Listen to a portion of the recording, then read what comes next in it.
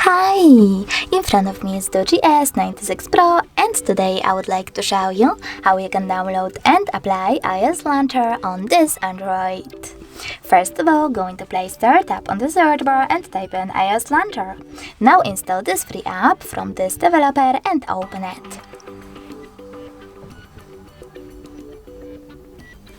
Now you need to wait for the pop-ups to show up, and when they do, choose Allow and while using the app in all of them. Now select Home button.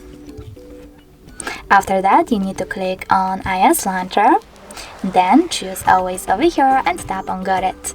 As you can see, Apple layout was applied successfully on my smartphone, but you can always switch between your layouts by going into Devices Settings, scrolling down, choosing Apps and Notifications, then Default Apps and Home app.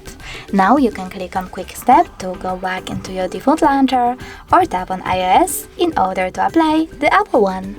Thanks so much for watching. If you enjoyed this video, leave a like, comment and definitely subscribe. Bye!